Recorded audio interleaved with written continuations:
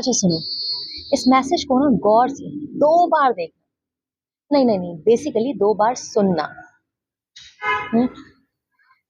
जिस दिन हमारी मौत होती है, हमारा पैसा बैंक में ही रह जाता है। और जब हम जिंदा होते हैं तो हमें लगता है हमारे पास खर्च करने के लिए पर्याप्त पैसा है ही नहीं। जब हम चले जाते हैं तब भी बहुत सा पैसा बिना खर्च किए हुए ही बच जाता है। एक कहानी सुनाती हूँ। एक चीनी बादशाह की मौत हुई और वो अपनी विधवा पत्नी के लिए बैंक में 1.9 मिलियन डॉलर्स छोड़कर गया। विधवा ने एक जवान नौकर से शादी कर ली। पता है उस नौकर ने क्या कहा? उसने कहा, मैं हमेशा सोचता था कि मैं अपने मालिक के लिए काम करता हूँ, पर अब समझ में आया कि वो हमेशा से मेरे लिए काम करता था। सीख क्या मिलती है इससे पता है?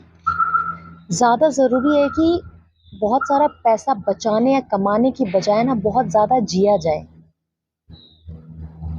अच्छे और स्वस्थ शरीर के लिए भी प्रयास करिए। आपको पता है महंगे फोन जो हम यूज करते हैं उसके 70% फंक्शंस ना अनुपयोगी होते हैं, यूज ही नहीं हो पाते कभी। महंगी कार होती है, उसकी 70% जो स्पीड होती है ना, उसका उपयोग, उसका यूज हम कभी कर ही नहीं पाते हैं।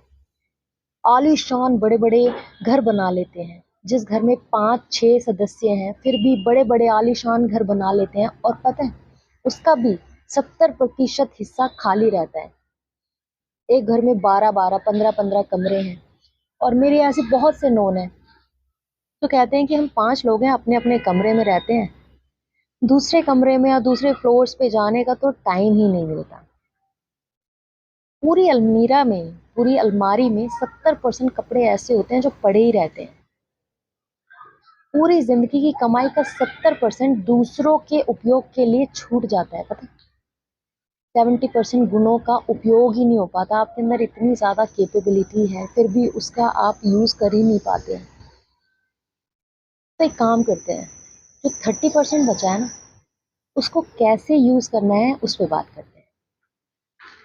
अगर आप बिल्कुल ठीक भी है ना, बिल्कुल स्वस्थ है, फिर भी अपना निरंतर चेकअप करवाते रहिए। प्यास ना होने पर भी अधिक पानी पियो। जब भी संभव हो अपना अहंकार त्याग दो। शक्तिशाली होने पर भी सरल रहें, साधारण रहें। धनी ना होने पर भी अपने आप को परिपूर्ण फील करें, जैसे कि मेरे पास सब कुछ है। क्योंकि पता है आपको, आप जो लाइफ जी रहे हो ना, वो लाइफ पता नहीं कितने लोगों का सपना है। बेहतर जीवन जिए। कुछ चीजें हैं जो काबू में रखें, जैसे कि प्रार्थना के वक्त अपने दिल को, जो इधर उधर मचलता है ना, जब भगवान का ध्यान लगाते हैं और इधर उधर दिमाग जाता है ना, उसको काबू में करें। काबू में रखें खाना खाते समय पेट को। खाते जाते हैं, भूख से ज्यादा खा लेते हैं। काबू में रखें। किसी के घर जाए तो अपनी आंखों को, इधर उधर क्या है, चाहे वो सामान हो चाहे वो कोई इंसान हो। काबू में रखें। महफिल में जाए तो अपनी जबान को काबू में रखे। पराया धन देखे तो उस लालच को। कुछ चीजें भूल जाए, जैसे कि अपनी नेकियों को। भूल जाए दूसरों की गलतियों को।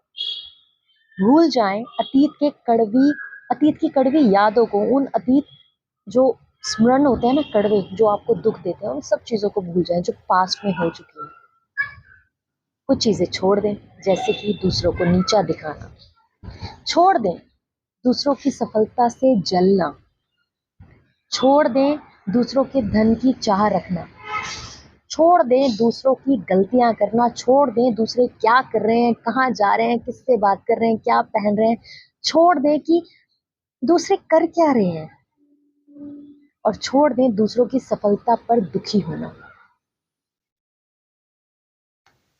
अच्छा एक बात बताएं, अगर आपके फ्रिज में खाना है, बदन पर कपड़े हैं, घर के ऊपर छत है और सोने के लिए जगह है, तो दुनिया के 75% लोगों से ज्यादा अमीर हो आप। यदि आपके पर्स में पैसे हैं और आप कुछ बदलाव के लिए कहीं भी जा सकते हैं, जहां आप जाना चाहें जा सकते हैं ना, तो आप दुनिया के 18% धनी लोगों में शामिल हैं।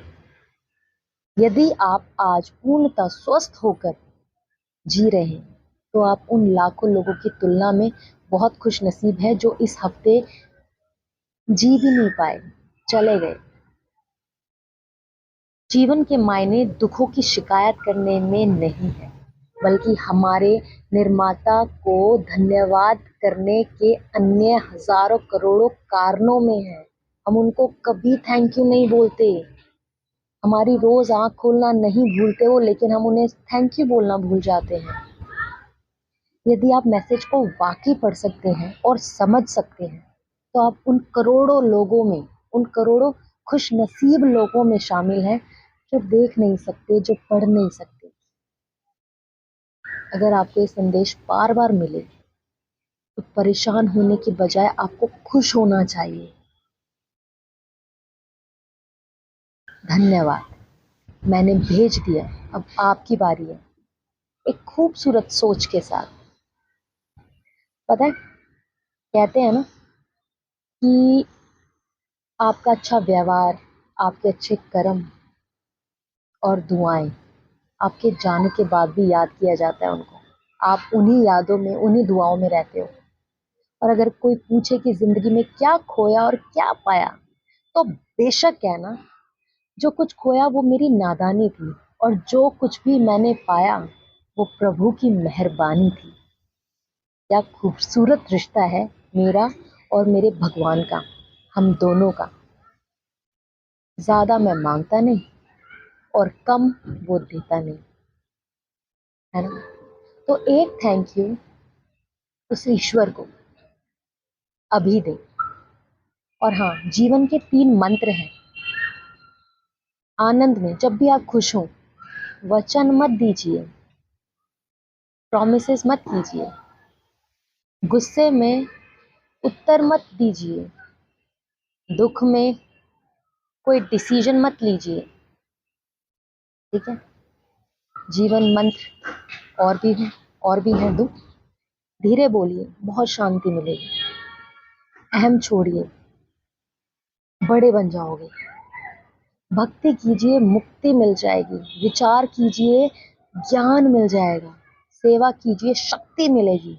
सहन कीजिए, बड़प्पन मिलेगा। संतोषी बनिए, सुख मिलेगा। इतना छोटा कद रखिए कि सभी आपके साथ बैठ सके, और इतना बड़ा मन रखिए कि जब आप खड़े हो जाएं तो कोई बैठा ना रह सके। एक शानदार बात बताऊं, झाड़ू जब तक एक सूत्र में बंधी होती है ना, तब तक वह कचरा साफ करती है। लेकिन जब वही झाड़ू बिखर जाती है ना, तो वो खुद एक कचरा बन जाती है। इसलिए हमेशा टीम में बंधे रहें, यानी कि एक संगठन में, एक बंधन में अपने परिवार के साथ बंधे रहिए। बिखर कर कचरा मत बनो। बस इतना ही।